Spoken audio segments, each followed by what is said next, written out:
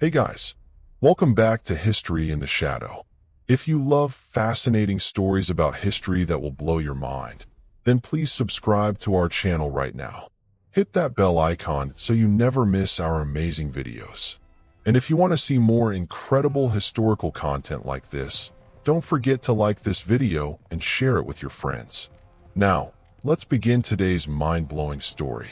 Imagine this scenario. In the year 1200s, there existed an empire so powerful, so massive, that nothing in the entire world could compare to it. The Mongol Empire stretched from China all the way to the edges of Europe. It covered more territory than any empire that had ever existed before or has ever existed after. They controlled everything they touched. They were absolutely unstoppable. But here's the real question that historians have been asking for centuries. How did Europe actually manage to stop them? Did brave European knights defeat the mighty Mongols? Or did something else happen? Something completely different that nobody talks about? Today, we are going to uncover the real truth. The truth that changes everything about how we understand history. The year was 1237. A fearsome Mongol general named Bada Khan, who was the grandson of the legendary Genghis Khan himself, led an absolutely massive army into Eastern Europe. This was not just any army. This was the most organized, most disciplined military machine that the world had ever seen.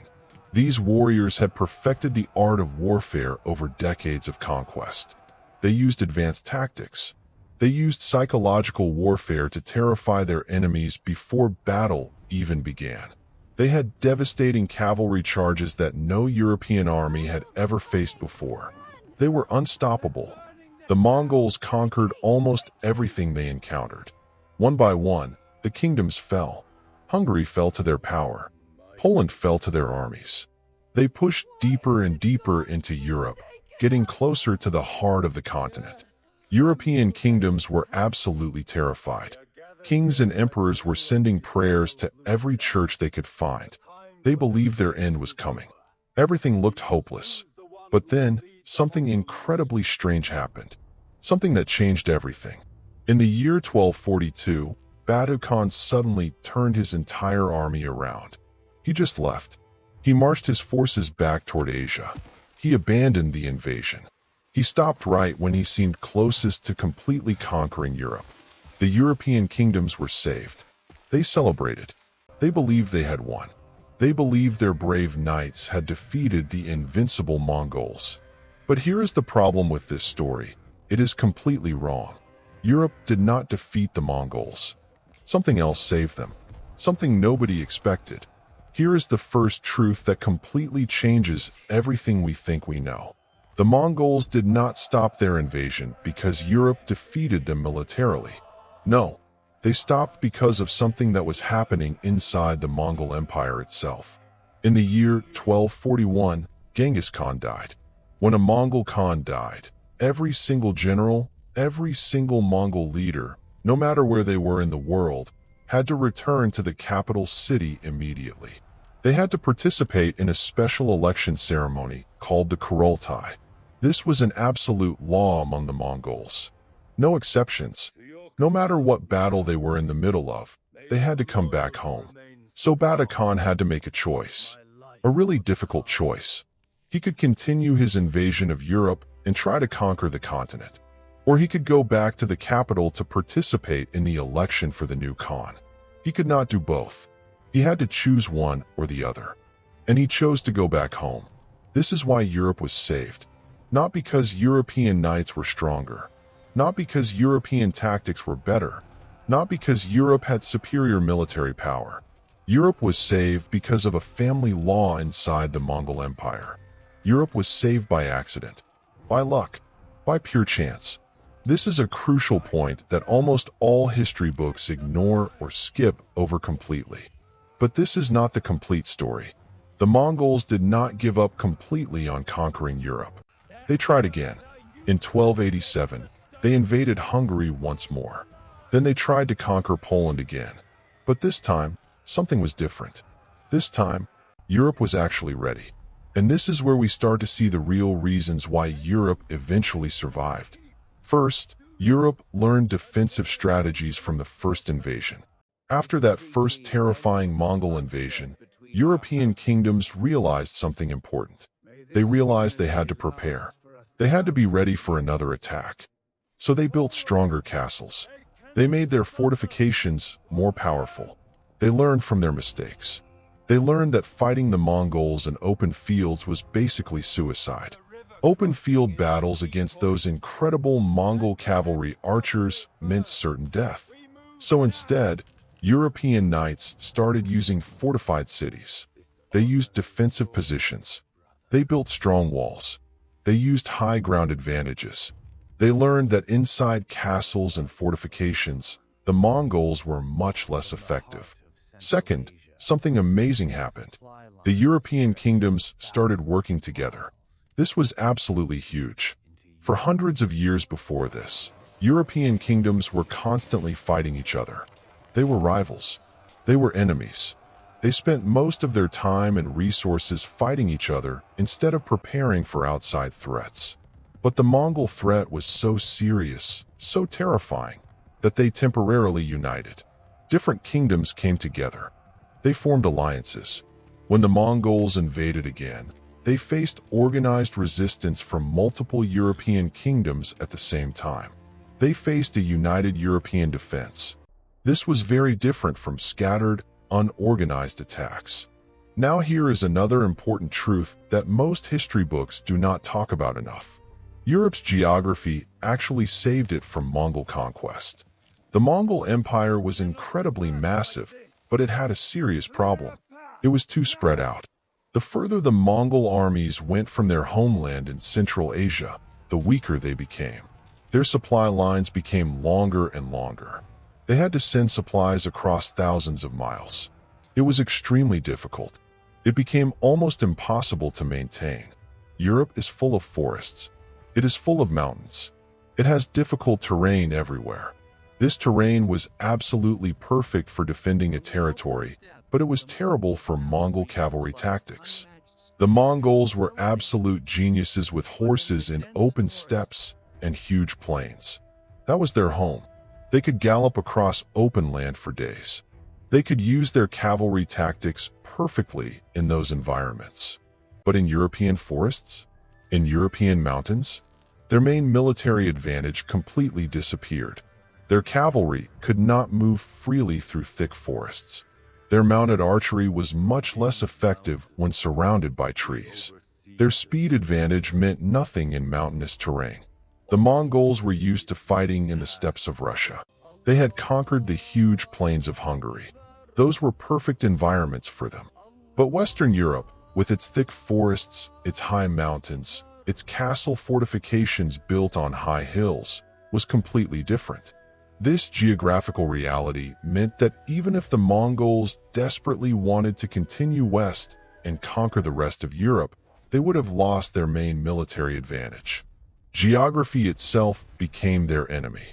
Now, here is the most important reason that explains why Europe survived. This is the real answer, and it is something that most people do not focus on nearly enough. The Mongol Empire was not actually one unified empire under one single leader. It was 4 separate major khanates, or kingdoms, that were supposedly all united under one rule. There was the Golden Horde in Russia. There was the Chagatai Khanate in Central Asia. There was the Ilkhanate in Persia and the Middle East. And there was the Great Khan's territory in Asia. These were 4 separate empires with 4 separate leaders. They were supposed to be allies. They were supposed to be united. But they were really competitors. By the late 1200s, these khanates started fighting each other. They began competing for power and resources. The unity that had made the Mongol Empire so incredibly powerful started to crack. It started to break apart. Different Mongol leaders had different goals. Some wanted to focus on conquering Asia. Others wanted to focus on the Middle East. Europe was simply not the priority for anybody. Nobody was willing to send their best armies to Europe when they could be fighting with their rivals back home. The Mongols were also dealing with massive problems in Asia. The Song dynasty in China was still resisting Mongol control. The Mongols had to send huge numbers of troops to deal with this resistance. They had to spend enormous amounts of resources. The Mongol Empire was stretched too thin. Everywhere they looked, there was a problem. Everywhere they looked, there was conflict. They simply did not have unlimited soldiers. They did not have unlimited resources. They had to make choices about where to spend their military power. And Europe was not the top choice. The cultural transformation was also destroying the empire from inside. The Mongols, over time, started converting to the religions of the places they conquered. In Russia, many Mongols converted to Orthodox Christianity. In Persia and the Middle East, they converted to Islam. In China, many adopted Buddhism and Confucianism. This created a huge problem. The Mongols were no longer just Mongols. They became Russian Mongols. They became Persian Mongols. They became Chinese Mongols. They started caring more about local politics and local religions than about the empire as a whole. They lost their unified identity.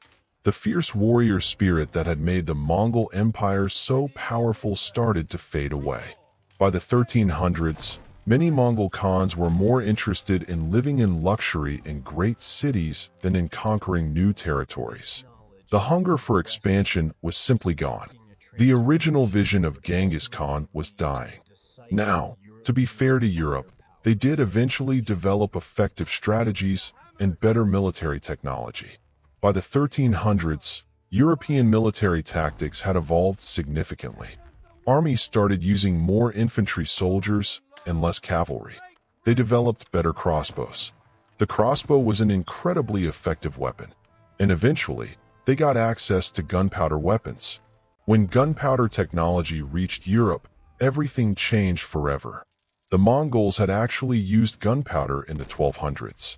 They had early cannons, but they did not fully develop this technology the way Europeans eventually did.